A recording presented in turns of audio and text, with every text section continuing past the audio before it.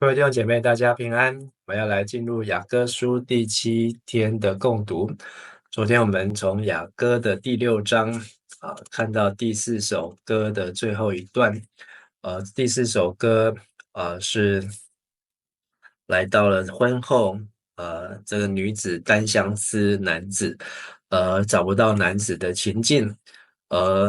在第5首歌，由男子来唱出对女子的这个称赞，但是这当中我们看到有60王后、80妃嫔、无数童女，在这一男一女的婚姻当中似乎有了变化或是变数。那还有在第6章的最后11、12、13这3节，非常的不容易来理解。但是我们继续来看今天第7章，好，我们如何跟第6章的第5首歌能够如何的来连结在一起。我们一起来看今天的经文。雅歌第7章第1节，男，尊贵的查某囡仔，你穿鞋的脚哪遐水，你大腿的曲线，水亲像珠宝，是艺术家的杰作。你的肚脐亲像杯圆圆，有调和的酒不时满钱。你的腹肚亲像规堆的马，有百合花围地。你两粒面亲像一对鹿仔，亲像鹿母的双生囝。你的颔棍亲像象牙的塔，目睭亲像稀石本的水池，伫巴德拉平的城门边。你的鼻亲像黎巴嫩的塔，面黄大马士革。你的头额圆圆，亲像加密山，水落来的头毛是紫色。王的心互你甜的，我心爱的，你哪遐水，遐可爱，哪遐尼互人意爱。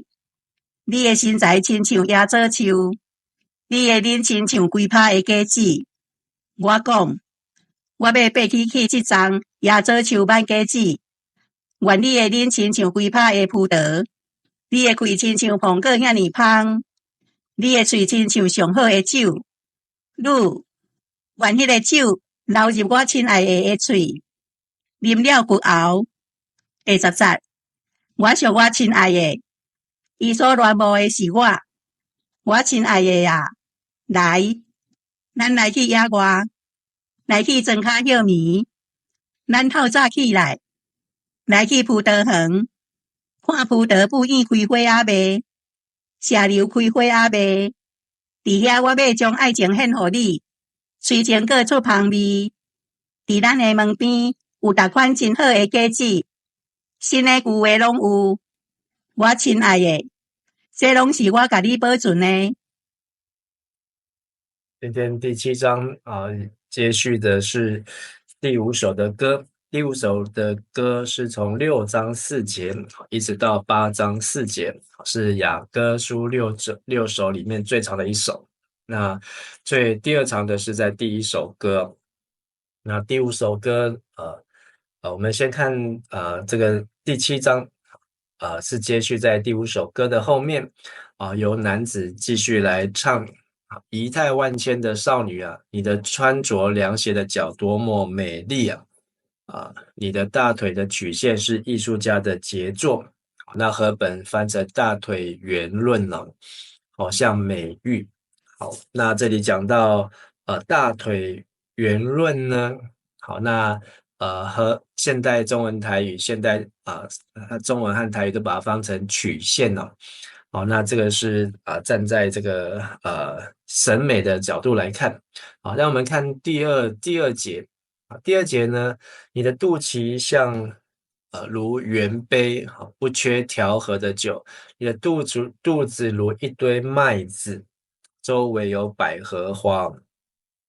好，那从第2节和第2节呢，好像在形容这个女子的身材好，身体好。那这也是雅歌的第3首的对身体的颂歌，好，称颂女子的这个身材的样子。好，但是呢让我们看到这个大腿好的圆润，还有肚脐像圆杯，然后又讲到她的肚子有一堆的麦子。好，让我们有想象什么画面呢？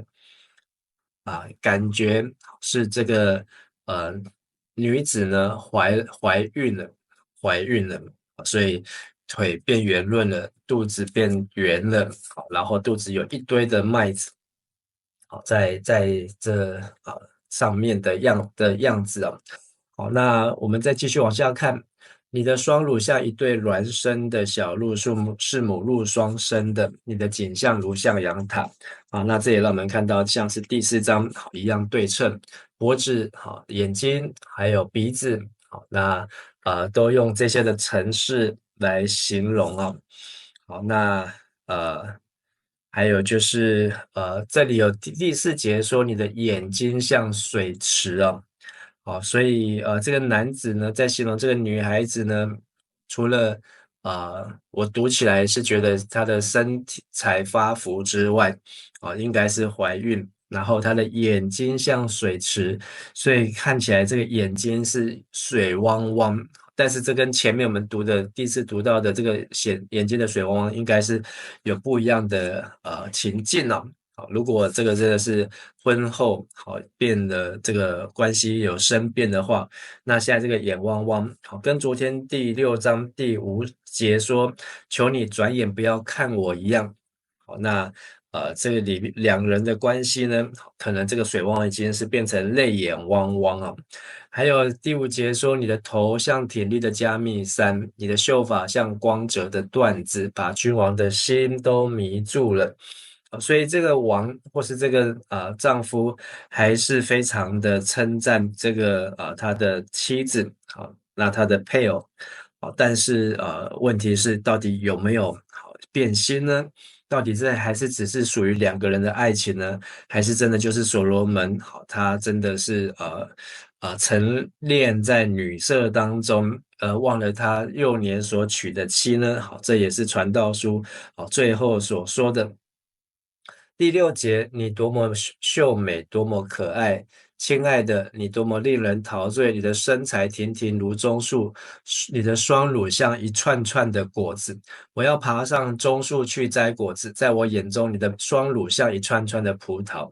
你的气息跟苹果一样的芬芳，他的亲吻好像上好的，你的亲吻好像上好的美酒。所以即便这个女孩子好的可能是不是有怀孕好，但是这个她的体态体型依然还是深深的吸引着王哦，以至于这个王呢，似乎还想要再跟她享受这个鱼水之欢，享受这个两个人的世界哦。但是我们看在第9节呢，前半段是男子，后半段呢是新娘或是女子啊。第9节后半段，让美酒流入我爱人口中，流过他唇齿之间。好，那这个跟现代台语一样，都是采取另外一种翻译。但和合本呢怎么翻呢？女孩子的上颚如美酒，然后呢，这个男子说，女孩子的上颚如美酒，好，然后女孩子说，流入我良人的口里，流入沉睡者的口中哦，所以这个沉睡者在和本在现代中文译本、现代中文、现代中文、现代台语呢，都翻成这个唇齿之间呢。好，那如果我们是看和本的话呢，诶，这个男子想要向女子示好，表达他的爱意，想要跟她亲热，可是呢，到了第9节，那个男子变成什么呢？沉睡者。好，那为什么在这个想要亲热的时候，却有人睡着了呢？那如果我们做一些联想连结的话，那这个呃所罗门可能就是在外面纵情过度。真正他想要跟他的爱人在一起的时候呢，却已经所谓的体力不支、操劳过度、提不起劲，是不是这样子呢？那么继续看第10到10，最后第10节，这女子继续这样唱着：我属我的良人，他也恋慕我。还记得，在第4首歌的最后一节，也是用同样这句话，6章3节，我属我的良人，我的良人属我。那这个女子还是相信，还是爱着他这位男子啊。这男子呢，女子也相信这男子啊，他也是爱他。那但是呢，现在在他眼前的呢，到底是唇齿之间，还是一个沉睡者呢？那就会有不同的解读哦。好，所以当初的作者在写这些的诗歌的时候呢，真的留下很多的线，好，可以让这个整个雅歌读起来呢，好，有很多的不同的剧情和发展了。但这女子呢，好，对这个眼前的男子说：“亲爱的，来吧，我们到野外去，在乡下住宿。”诶，这个是他好不容易才从乡下被娶回来到城里，但是呢，在一段时间之后呢，他又想到了要回到过去，回到了这个以前这个初恋或是以前初相识的这个地方，能够不是在这个王宫，不是在这个城里面城墙里面。而是在他自己成长的地方。12节，我们要一早起来到葡萄园去，看看葡萄发芽了没有，看看葡萄开花了没有，石榴吐蕊了没有。在那里，我要把我的爱情献给你。好，这个女孩子呢，她对这个男孩子呢，希望跟他能够享受这个两人相爱相恋的爱情呢，不再是在这个王宫在这个尊贵的地方有这么多的王后妃嫔，甚至在第6章的后面说看这个苏拉密女子的跳舞，好像是两队人马，或是有两旁的观众在观看，或是坐在百姓高官的战车中，或是形容好像在这个上阵的勇士等待战斗，等待战斗，这样的情境呢，好像很多人都在张大眼睛，连这一些的王后妃嫔都在称赞他虽然很多的掌声称赞，但是对这个女子来讲，她最想要的还是回到起初哦，就是我们在第1章、第2章看到的这样的情境。13节，那女子唱着说：“你要闻到催情果的香味。”那和本翻成曼陀罗草，那就指爱情花。好，那这个花也有催情的作用，现在就用直接翻成催情果，各样佳美的果子。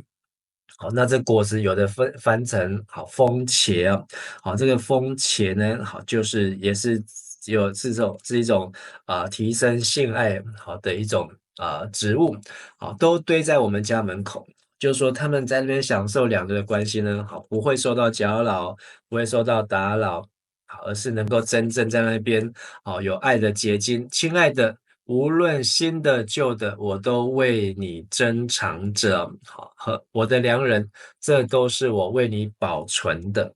好，这个新的旧的，就是新的爱情，旧的爱情。好，新的这个催情花，旧的催情果。好，这个新的爱情或是新的性爱，这个女子呢，没有要给别人意思只认定了这位男子。但是我们读了6、7章呢，觉得这个男子似乎并没有像这个女子这么样的专情真的是很符合所罗门的这个表现在圣经当中的记载。虽然这个很多人读雅歌不会读到这里来觉得这个是有损这个所罗门，或是有损这个雅歌作者的这个贬义他或是贬低他但是如果我们从这个字义这样看下来，那在这个第4章的这个婚后的这个变化呢，真的是也是很有可能是这样子来发生。但是呢，这个女孩子依然还是爱着他。那但是最后一章呢，就是会读完第5首歌和进入第6首歌呢，好，让我们来看看到底这个雅歌的结局到底是一个 happy ending， 还是呢这是一个 sad story， 是一个令人忧伤的歌呢？好，那我们明天再继续。好，我们一起来祷告。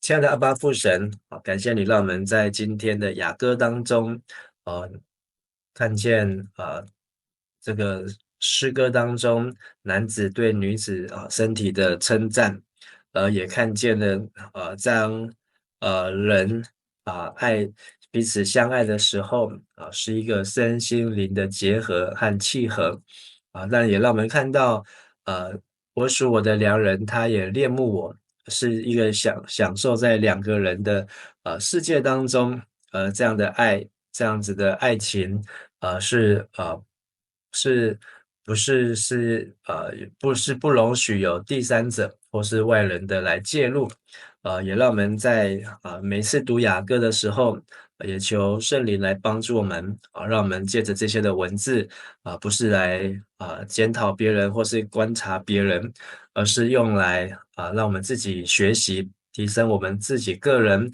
或是提升我们夫妇，提升我们在对于婚姻、对于感情上面，能够更加的正确，更加的合上帝的心意。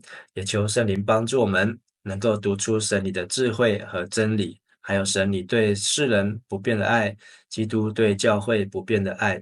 我们感谢主，我们这样祷告祈求，奉主耶稣的名，阿们。谢谢大家，我们明天见。